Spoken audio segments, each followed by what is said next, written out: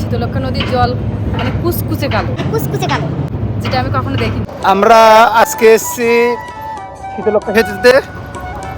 তো চলুন আপনাদেরকে এই সেতুটা ঘুরে ঘুরে দেখাই। আমাদের আজকের গন্তব্য ছিল শীতলক্ষ্যা নদীর উপর নির্মিত তৃতীয় শীতলক্ষ্যা সেতু। আমরা আজকে এসেছি শীতলক্ষ্যা সেতুতে, আর এটা হচ্ছে শীতলক্ষ্যার তৃতীয়তম সেতু, যা সড়কপথে দেশের 18টি জেলাকে সরাসরি বন্দরনগরী চট্টগ্রামের সাথে যুক্ত করেছে। এই সেতুর মধ্য দিয়ে ঢাকা চট্টগ্রাম মহাসড়কের পদ্মা সেতুর সঙ্গে দূরত্ব কমেছে প্রায় 9 কিলোমিটার। প্রথম আসলাম শীতলক্ষ্যা ব্রিজে। আমি এই প্রথম এসেছি শীতলক্ষ্যা ব্রিজে। 2022 সালে সেতুটি চালু হওয়ার পর থেকেই পদ্মা সেতুর দিকে সহজে যাতায়াত করতে পারছে যানবাহনগুলো। বাংলাদেশে এমন অনেক ব্রিজ আছে যেগুলো ঘোরাঘুরির জন্য খুবই জনপ্রিয়।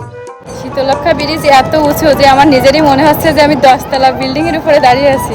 দেশের সবচেয়ে বড় ব্রিজগুলো গেলে দেখা যায় বিশাল নদী আর খোলা আকাশ। তো কি ব্রিজটা অনেকটা দেখতে মানে পদ্মা সেতুর মতো না? হ্যাঁ, অনেক সুন্দর। কিন্তু এই শীতলক্ষ্যা ব্রিজে এসে বুঝলাম যে শীতলক্ষ্যা নদীর জল মানে কুচকুচে কালো, যেটা আমি কখনো দেখিনি। আচ্ছা, এই শীতলক্ষ্যা নদীর জল কুচকুচে কালো হওয়ার কারণ কি? ওই যে বড় বড় ফ্যাক্টরি, এই জন্য। বড় ফ্যাক্টরি না? আর যে হিসাবে নদী সেই হিসাবে এখানে জাহাজের সংখ্যা প্রচুর পরিমাণ। বিকেলে সূর্যাস্ত আর নদীর সৌন্দর্য আর চলন্ত গাড়ির দৃশ্য দেখতে অনেক ভালো লাগে। কথায় আছে, সময়, স্বাস্থ্য এবং টাকা একসাথে ধরা যায় না।